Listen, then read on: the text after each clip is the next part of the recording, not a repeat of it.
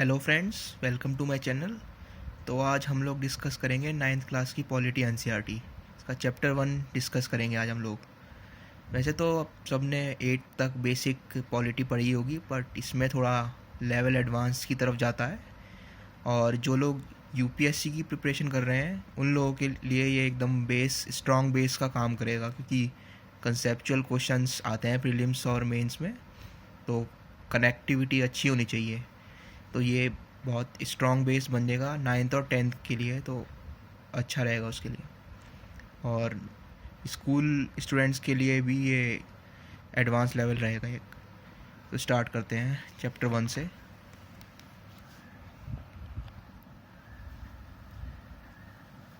Chapter 1 में democracy के बारे में बताया गया है, democracy in the contemporary world.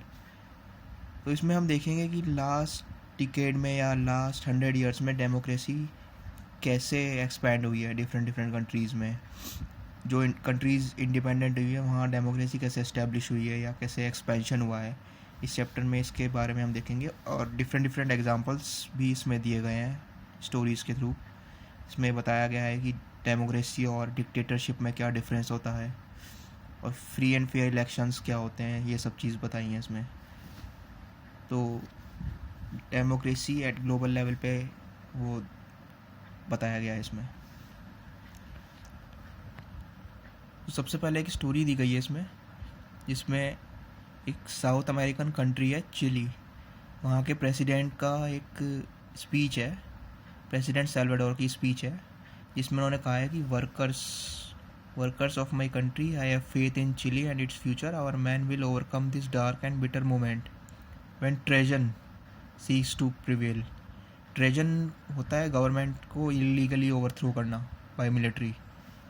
तो उन्होंने ये बोला है इसमें, और बाद में उन्होंने ये कहा है कि these are my last words. और ये उन्होंने इसलिए कहा है क्योंकि उनकी ये स्पीच थी 11 सितंबर 1973 की, और तभी मिलिट्री कूप हो गया था 1973 में मॉर्निंग में ही। स्पीच के बाद तो गवर्नमेंट को ओवरथ्रो कर दिया था मिलिट्री ने। तो इसलिए उन्होंने यहाँ पे बोला है कि these are my last words. और जो प्रेसिडेंट थे वो सोशलिस्ट पार्टी थी चिली की, वहाँ के लीडर थे, फाउंडर लीडर, और उनकी कोलिशन में विक्ट्री हुई थी, तब उनको प्रेसिडेंट बनाया गया था 1970 में। बट अभी क्या है कि मिलिट्री ने गवर्नमेंट को ओवरथ्रो कर दिया था, तो अब यहाँ पे मिलिट्री रूल आ गया 1973 में। Defence minister was arrested by the military when he arrived at his office. Defence minister को अरेस्ट कर लिया।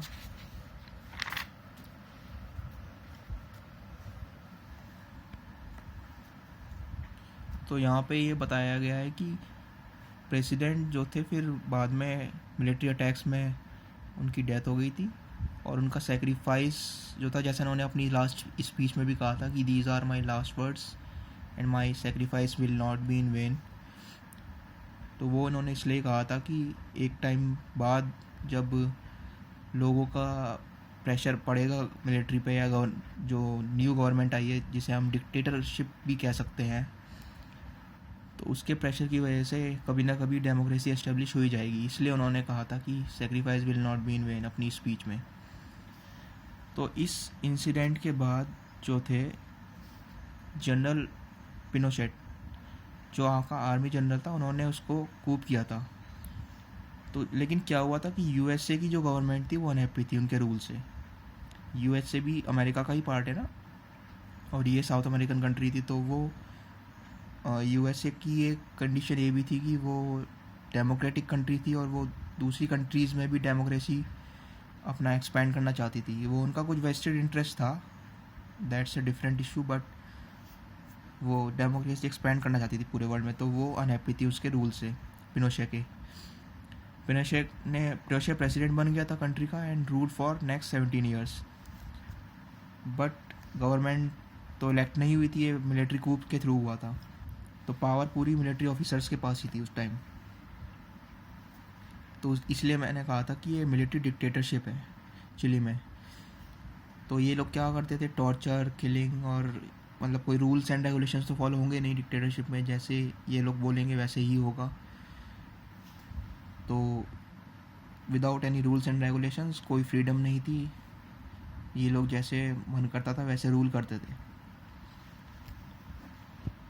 अब क्या हुआ कि कुछ टाइम बाद इन्होंने एक रेफरेंडम होल्ड किया। रेफरेंडम मतलब ये होता है कि किसी कोई पॉलिसी अगर गवर्नमेंट को पास करनी है या कुछ न्यू रूल्स एंड रेगुलेशन बनाते हैं तो उसमें हर जो सिटीज़न होता है उसका वोट लिया जाता है कि हर पर्सन आके वोट करे, यस और नो, मतलब ये होना चाहिए या नहीं, तो उसको हम रेफरेंडम बोलते हैं। तो वो उसने ये सोच के किया कि लोग शायद यस ही करेंगे, उसके रूल से 17 ईयर्स तक उसने रूल किया है तो अब लोग इसको कंटिन्यू करना चाहेंगे।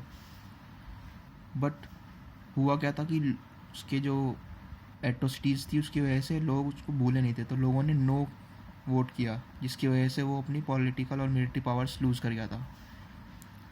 उसके बाद चिली में फिर प्रेसिडेंशियल इलेक्शंस होल्ड हुए जिसमें पॉलिटिकल पार्टीज़ ने पार्टिसिपेट किया और आर्मी का रूल अब धीरे धीरे ख़त्म हो गया था।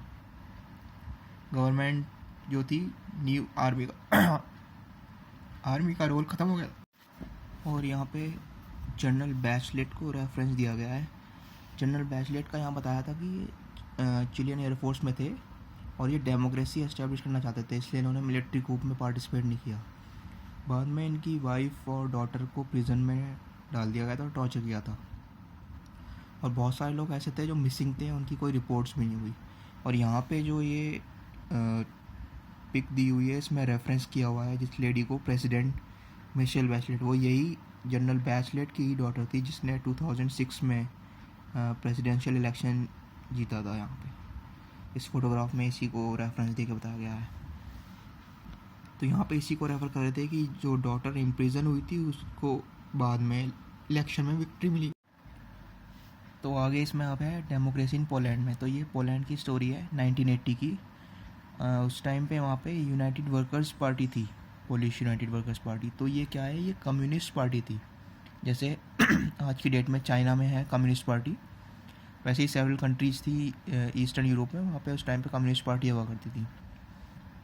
उसको हम डिक्टेटरशिप तो नहीं कह सकते क्योंकि इलेक्शंस होते थे, but more similar to dictatorship, क्योंकि कम्युनिस्ट पार्टी का कंट्रोल रहता था इलेक्शन पे और किसी पार्टी को पार्टिसिपेट नहीं करने देती थी, वो सिंगल पार्टी इलेक्टेड होती थी। और यहाँ पे मेंशन भी किया हुआ है कि अगर किसी को इलेक्शन में पार्टिसिपेट करना होता तो कम्युनिस्ट पार्टी से परमिशन लेनी होती थी, उसका मेंबर बनना होता था। और इनको यूएसएसआर का सपोर्ट था। उस टाइम पे सोवियत यूनियन थी, डिसइंटीग्रेट नहीं हुआ था, तो उसका सपोर्ट था उनको। वो बहुत पावरफुल कम्युनिस्ट स्टेट है। तो क्या हुआ कि यहाँ पे कुछ वर्कर्स ने स्ट्राइक की इसके अगेंस्ट कि क्योंकि लोग, यहाँ पे लिखा है कि people could not freely choose the leaders of the communist party और गवर्नमेंट, क्योंकि वो अपने कंट्रोल में रखते थे, इसलिए उन्होंने यहाँ पे स्ट्राइक शुरू की, लेनिन शिपयार्ड में स्ट्राइक की।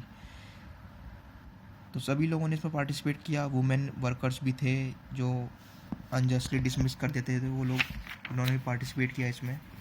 और ट्रेड यूनियंस बनाई, बट इन्होंने उसको इलीगल डिक्लेयर कर दिया स्टेट स्ट्राइक को, क्योंकि ट्रेड यूनियंस इंडिपेंडेंट थी रूलिंग पार्टी से।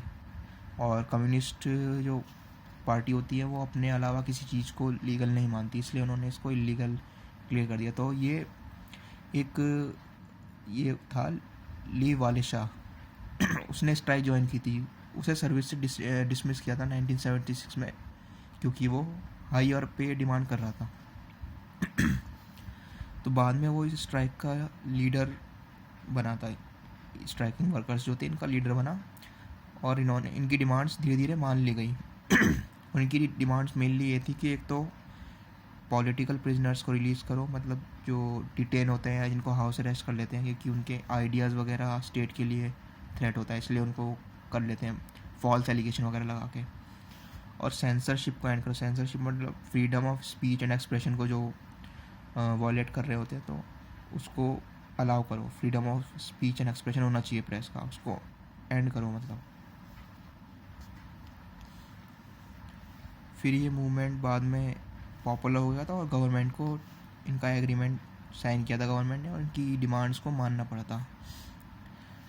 और जब ये डिमांड्स मान ली गई थी तो बाद में जो था एग्रीमेंट साइन हो गया। और उसके बाद जब first time independent trade union बनी तो यहाँ पे वाइड स्प्रेड करप्शंस के भी केसेस और मिसमैनेजमेंट के भी केसेस सुनने में आए थे।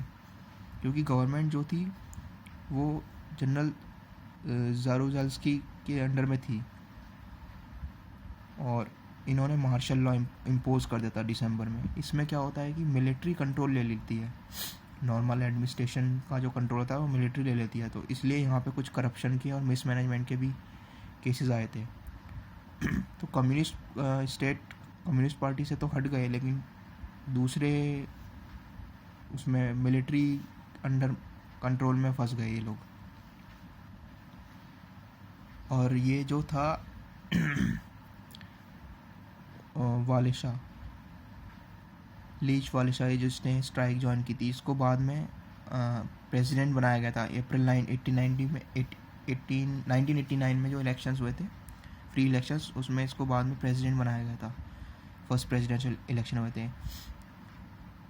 और इसकी कंडीशन ये थी कि ये पूरे मतलब एक बार प्रेसिडेंट बन गया तो ये पूरे लाइफ लॉन्ग प्रेसिडेंट रहना चाहता था। इसने ये रूल बनाया था, जैसे कि चाइना में Xi Jinping life long president है वैसे ही।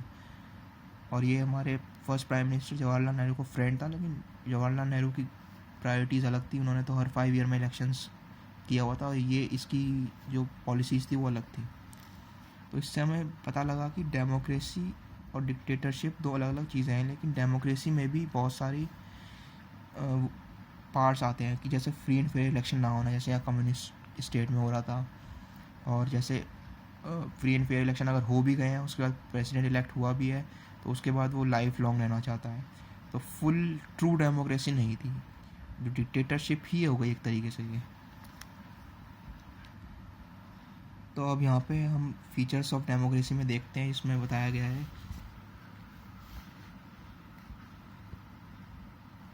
इसमें इन्होंने ये कुछ कॉमन फीचर्स बताए हैं पोलैंड के और जो डेमोक्रेटिक कंट्रीज होती है। मतलब पोलैंड में तो पीपल कुड नॉट चूज और चेंज रूलर्स, क्योंकि उसने लाइफ लॉन्ग के लिए बोल दिया था, कोई freedom of speech and expression वगैरह नहीं था। लेकिन डेमोक्रेसी में ऐसा नहीं होता। जैसे चिली में था, चिली में बैचलेट प्रेसिडेंट बनी थी, तो उसने ऐसा नहीं किया था। वहाँ फ्री एंड फेयर इलेक्शंस के साथ साथ और अदर राइट्स भी थे लोगों को। तो इससे हमें पता लगा कि democracy is a form of government that allows people to choose their rulers. उसके अलावा only leaders elected by people should rule the country. और लोगों के पास फ्रीडम होनी चाहिए एक्सप्रेस व्यूज़, ऑर्गेनाइज और प्रोटेस्ट, क्योंकि लीडर्स अकाउंटेबल हैं सिटीजन्स के लिए। अगर वो परफॉर्म नहीं करते तो लोग उन्हें हटा सकते हैं। लोगों के पास ये पावर है डेमोक्रेसी में। अब यहाँ पे ये मैप दिखाया गया है। ये मैप 1900 टू 1950 का मैप है। उस टाइम पे डेमोक्रेसी बहुत कम हुआ करती थी वर्ल्ड में, बहुत लिमिटेड कंट्रीज़ में थी डेमोक्रेसी। लेकिन उसके बाद धीरे धीरे, जैसे 1975 का दिखाया, यहाँ धीरे धीरे डेमोक्रेसी स्प्रेड हुई। उसके बाद 2000 में डेमोक्रेसी स्प्रेड हुई, यहाँ पे और ज़्यादा स्प्रेड हो गई, मोस्ट कंट्रीज़ में हो गई, अफ्रीका को अगर निगलेक्ट करें तो यहाँ पे यही बताया गया है कि धीरे धीरे कैसे डेमोक्रेसी स्प्रेड हुई। और कंट्रीज़ भी जैसे धीरे धीरे इंडिपेंडेंट हो रही थी, तो वो डेमोक्रेटिक मॉडल ही फॉलो करते थे अपना कॉन्स्टिट्यूशन बनाते टाइम।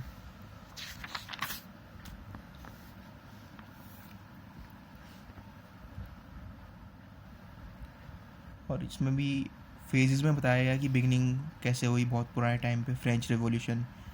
और उस टाइम पे सबसे पहले यूएसए काफ़ी जल्दी इंडिपेंडेंट हो गई थी। यूएसए में बहुत सारी स्टेट्स इंक्लूड है अमेरिका की, नॉर्थ अमेरिका की बहुत सारी स्टेट्स ने अपने आप को इंडिपेंडेंट डिक्लेयर किया था और वो एक साथ कॉलोनीज़ आ गई थी, तो तब बनी थी यूनाइटेड स्टेट्स ऑफ अमेरिका। उन्होंने डेमोक्रेटिक कॉन्स्टिट्यूशन फॉलो किया था 1787 में। तो ये बहुत जल्दी डेमोक्रेटिक मॉडल आया था वर्ल्ड में। इसी को इसमें बताया गया है कि कैसे धीरे धीरे डेमोक्रेसी इस्टेब्लिश हुई। कॉलोनियलिज्म का जहाँ जहाँ एंड हो रहा था, जैसे इंडिया में या अफ्रीका में तो बहुत बाद में कॉलोनियलिज्म का एंड हुआ था, पर यूएसए में काफ़ी जल्दी हो गया था, तो वहाँ डेमोक्रेसी बहुत जल्दी आ गई थी और इन लोगों ने फिर बाद में डेमोक्रेटिक मॉडल फॉलो किया था। एक है ये यूनिवर्सल एडल्ट फ्रेंचाइज। ये होता है कि एक पर्सन का एक वोट हो और हर वोट की इक्वल वैल्यू होनी चाहिए। उसमें ये नहीं है कि किसी को हायर प्रायोरिटी दे दी, किसी वोट की वैल्यू ज़्यादा है, किसी की कम है। जब इंडिया ब्रिटिश रूल के अंडर में था, तो ब्रिटिशर्स ने यूनिवर्सल एडल्ट फ्रेंचाइज नहीं दिया हुआ था, सबको इक्वल वोट का वो राइट नहीं था। उन लोगों का कहना था कि इंडियंस इतने एजुकेटेड तो नहीं है, तो जो हाईली एजुकेटेड और मिनिस्टेरियल पोस्ट पे लोग थे उनको वो लोग वोटिंग का राइट देते थे, बाकी लोगों को तो वोटिंग का राइट भी नहीं देते थे। और उसमें भी वैल्यूज़ अलग अलग थी, यूनिवर्सल वैल्यूज़ नहीं थी। तो इसमें यही है कि सबकी एक पर्सन की एक वोट हो और हर वोट की इक्वल वैल्यू होनी चाहिए। और यहाँ पे ईयर मेंशन है, इंडिया जैसे इंडिपेंडेंट हुई थी 1947 में, उसके बाद जब कॉन्स्टिट्यूशन बना था तो 1950 में ही इंडिया में ये यूनिवर्सल एडल्ट फ्रेंचाइज ग्रांट कर दिया था। यहाँ पे यही बताया है बस कि जैसे सेकेंड वर्ल्ड वॉर हुआ था 1945 के बाद, उसके बाद धीरे धीरे वर्ल्ड में यूनिवर्सल एडल्ट फ्रेंचाइज का कंसेप्ट भी आने लग गया था। और इंडिया में तो इंडिपेंडेंट होने के तुरंत बाद ही आ गया था, जैसे कॉन्स्टिट्यूशन बना था तो कॉन्स्टिट्यूशन मेकर्स ने इसको उसमें इंक्लूड किया था। और अफ्रीका में भी, जैसे अफ्रीका भी इंडिपेंडेंट हुआ था तो उसमें भी इन्होंने धीरे धीरे इस चीज़ को इम्प्लीमेंट करना स्टार्ट किया था।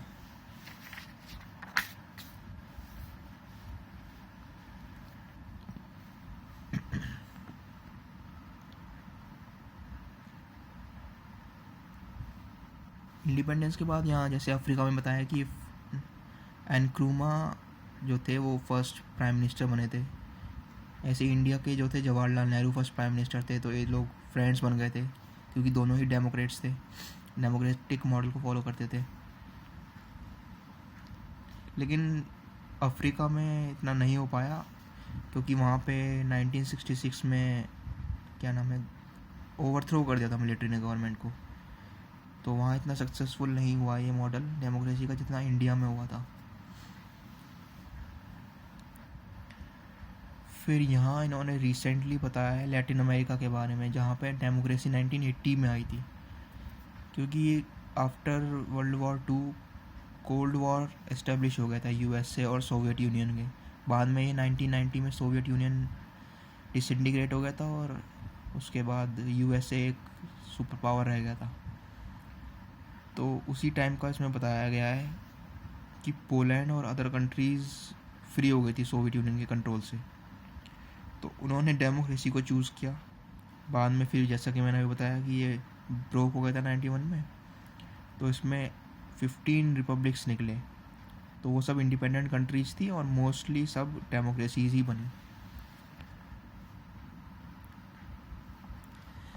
यहाँ पे पाकिस्तान का बताया हुआ है कि पाकिस्तान का और नेपाल का, नेपाल में जैसे मोनार्की था, किंग था वहाँ पे, तो मोस्ट ऑफ द पावर्स उसके किंग के अंडर में ही थी और वो डेमोक्रेटिक रिफॉर्म्स लाने नहीं दे रहा था। बट बाद में पॉलिटिकल जो पार्टीज़ थी उनके मूवमेंट्स उन्होंने किए, प्रोटेस्ट किए, उसके प्रेशर में आके फिर बाद में 2005 में जो किंग डिसमिस हो गया था और इलेक्टेड गवर्नमेंट आ गई थी नेपाल में। ऐसे ही पाकिस्तान में भी हुआ था। पाकिस्तान में भी क्या है कि 1999 में जनरल मुशर्रफ ने आर्मी रूल इस्टेब्लिश कर लिया था, मिलिट्री कूप करके, जैसे चिली में हुआ था वैसे ही यहाँ पे पाकिस्तान में भी हुआ था। लेकिन बहुत टाइम बाद यहाँ पे भी फिर मिलिट्री रूल हटाया गया पाकिस्तान में और डेमोक्रेसी इस्टेब्लिश हुई। तो मोस्टली आज के टाइम में तो मोस्ट कंट्रीज़ डेमोक्रेसी ही हैं, डिक्टेटरशिप तो अब नहीं रही है। एक ये इसमें बताया गया है ऑंग सान सू की का, ये म्यांमार जिसको पहले बर्मा बोलते थे, वहाँ के जो है उसके अगेंस्ट इन्होंने प्रोटेस्ट किया था। बाद में इनको वहाँ का ये national league for democracy party थी, उसने इलेक्शन जीता था, उसकी लीडर थी ये ऑंग सान सू की। इन्होंने डेमोक्रेटिक रूल के लिए 1962 में जो मिलिट्री कूप हुआ था उसके अगेंस्ट प्रोटेस्ट किया था, तो 30 इयर्स के बाद यहाँ पे 1990 में इस्टेब्लिश हो पाया था ये। और इनको हाउस अरेस्ट भी कर लिया गया था काफ़ी टाइम तक, लेकिन बाद में जब इलेक्शंस हुए और ये जेल से बाहर आई तो इनको वहाँ का, इनकी पार्टी ने इलेक्शन जीता था और इनको वहाँ पे प्रेसिडेंट बनाया गया था।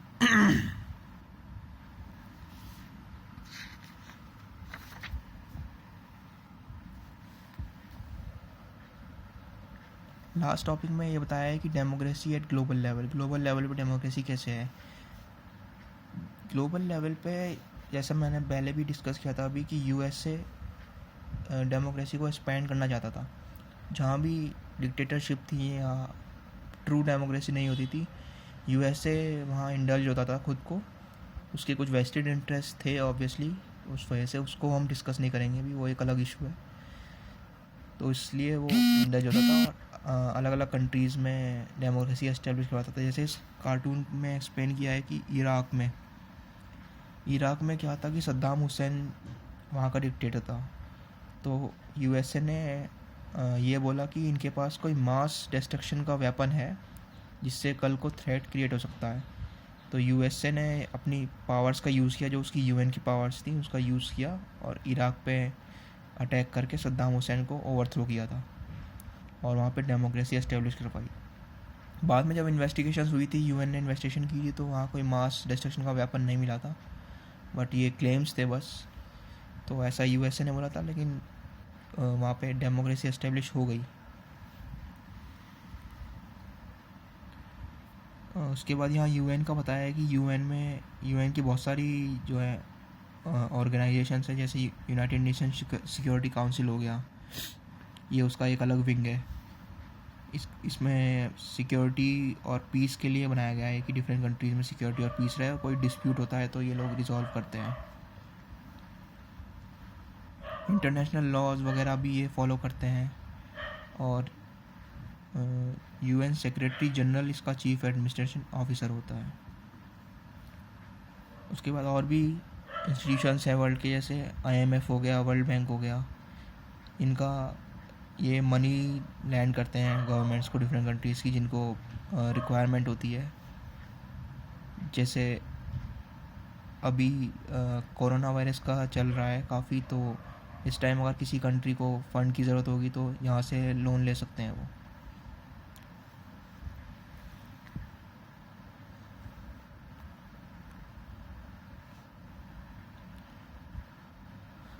अब ये यहाँ पे बताया गया है कि ये जो इंस्टीट्यूशंस हैं आईएमएफ, वर्ल्ड बैंक या यूएन, क्या ये प्रॉपरली डेमोक्रेटिक है या नहीं है। हम कैसे माने कि ये डेमोक्रेटिक है, क्योंकि इसमें इसके जो मेंबर्स हैं वो 5 परमानेंट मेंबर्स सिर्फ यूएस, रशिया, यूके, फ्रांस और चाइना है। बाकी लोगों के पास इतनी पावर्स नहीं है, सिर्फ इन लोगों के पास है। और इनको एक वीटो पावर भी दी गई है हर परमानेंट मेंबर को। वीटो पावर का मतलब ये होता है कि अगर कोई डिसीजन लेना है और उसको अगर कोई मेंबर मना कर दे तो वो डिसीजन नहीं लिया जाएगा फिर। ये होते हैं वीटो का मतलब है not to take any decision, मतलब किसी पॉलिसी को अडॉप्ट करना है तो not to adopt that policy. कोई भी एक मेंबर अगर मना कर देगा तो वो नहीं लिया जाएगा। तो हम ये कह सकते हैं कि प्रॉपरली डेमोक्रेटिक तो नहीं है ये, क्योंकि इसमें कुछ लिमिटेड कंट्रीज़ की परमानेंट मेंबर्स हैं और इसके जो इलेक्शंस भी होते हैं वो इलेक्शंस तो होते हैं, बट इसके परमानेंट मेंबर्स के पास ही है रियल पावर। जनरल असेंबली जो है यूएन की, वहाँ इलेक्शंस तो होते हैं लेकिन रियल पावर इनके पास ही रहती है फिर भी। तो प्रॉपरली डेमोक्रेसी तो नहीं कह सकते हम इसको।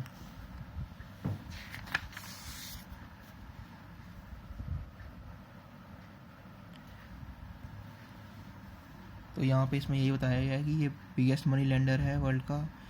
188 इसके मेंबर स्टेट्स हो गए, लेकिन वही कि इक्वल वोटिंग राइट्स नहीं है, जैसे कि यूनिवर्सल एडल्ट फ्रेंचाइज वो नहीं है। दूसरा फिर ये है कि more than 52% voting power IMF की जो है वो 10 कंट्रीज़ के पास ही है और रिमेनिंग कंट्रीज़ के पास बहुत लिटिल है। तो और ऐसी वर्ल्ड बैंक का सिमिलर वोटिंग सिस्टम है। और प्रेसिडेंट ऑफ वर्ल्ड बैंक जो है वो always been a citizen of US. तो ये तो डिक्टेटरशिप की तरफ ही हो गया एक तरीके से फिर अगर देखा जाए तो।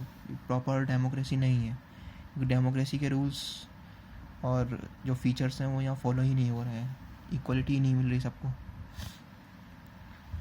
तो मेन इसमें चैप्टर में यही था। बाकी ये डेमोक्रेसी का प्रमोशन का बताया गया है बाद में।